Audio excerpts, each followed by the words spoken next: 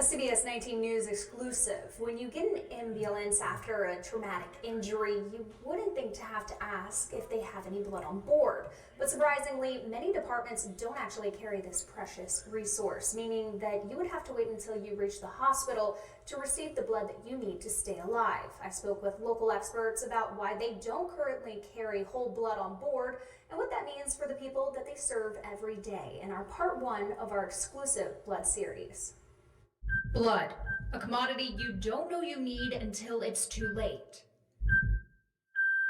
Traumatic hemorrhage is a leading cause of death in the United States. So having access to quick and early blood is really important. Each year, roughly 60,000 Americans bleed to death. Of those, 31,000 died from preventable bleeding. Here locally, experts say that getting patients to the UVA trauma department quickly is sometimes safer than administering blood on scene. We always really have to weigh how much time we spend on scene managing the patient versus getting them to the hospital quickly so they can have definitive care initiated.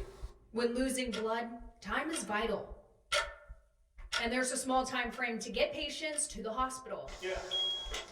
Golden hour is referred to that first hour of trauma care. So it involves from when the incident happened until you get to your level 1 trauma center. UVA is the only level 1 trauma center within a 50-mile radius. It's only one of 5 level 1 trauma centers across the Commonwealth, covering roughly 8,000 square miles. It really is a trauma desert out there.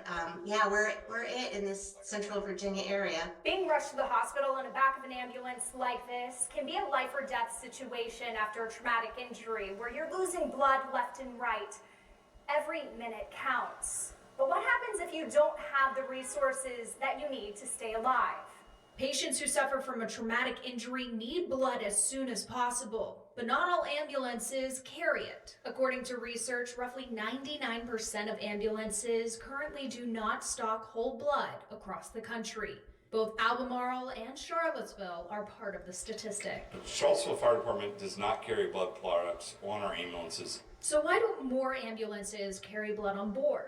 The question, not so simple to answer. From money and distance. We're 10 square miles, so we're less than 10 minutes to the hospital from anywhere in the city. To supply, storage, and blood shelf life. Just the storage of blood needs to be refrigerated and it has a defined shelf life. Blood can go for about a month, sort of a shelf life, but not on the back of an ambulance. Although Albemarle County currently does not carry whole blood, Brady says that they're considering it, especially for their more rural parts, which he said could sometimes take roughly 50 minutes to get those patients to the hospital.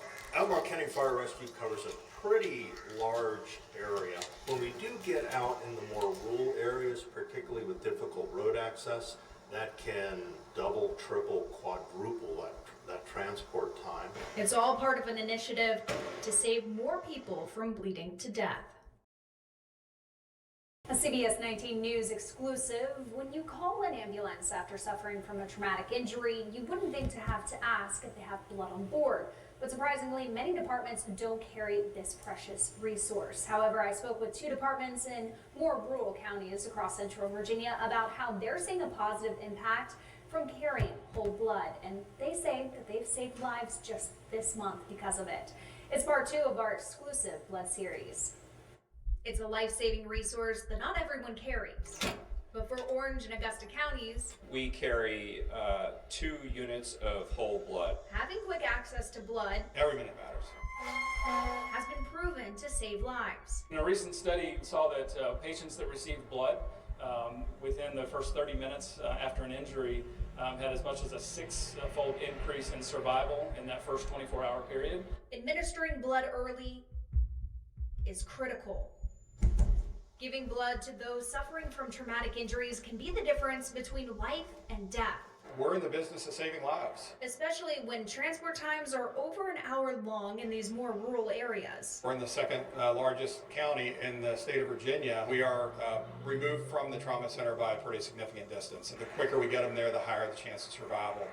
being able to administer blood quickly to patients will increase their odds of surviving. Those rural areas, having access to something that can kind of bridge that gap so they get to the hospital is incredibly important. Orange County has carried whole blood since July of 2021, but Augusta County, they just started carrying last month, and they're hoping to expand to 4 whole blood stations by the end of this year. Our goal is to put one at Lexington, and then to the north at Harrisonburg, to the east at Waynesboro, and then one here in the central hub. Both departments have seen whole blood in action. On July 9th, we administered 2, one from the flight agency and one from our ground unit. Both of those patients are alive today. We believe a significant contributor was to the administration of blood early.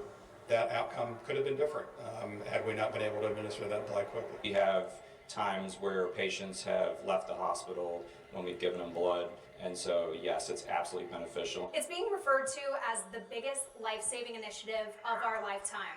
Whole blood being distributed to patients pre-hospital in the back of vehicles like this one, and it's taking place right here in Central Virginia.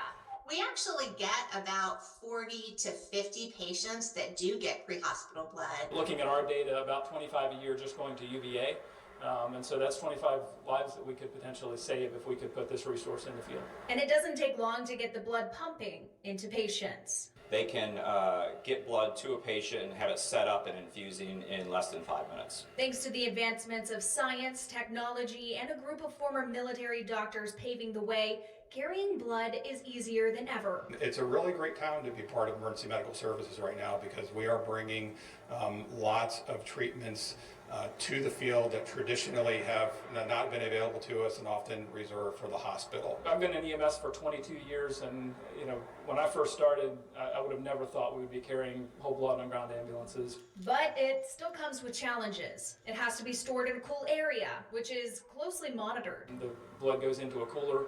That cooler is refrigerated, and they cycle that out every so many hours. But we also, inside those coolers, have a tracking device on that ships real-time tracking data to us, so that's monitored electronically. And so we're able to see if at any point that blood becomes compromised. Another challenge they face is the cost. Blood is not a reimbursable service, so it's not something the agencies get paid for. It's something we lose money on to provide. It has a shelf life of about 3 weeks. And it's about $1,000 in order to use 1 unit of blood. But it's worth every penny. Just can't put a price on a person's life. That's somebody's mother, father, son, daughter, who you're giving back to them.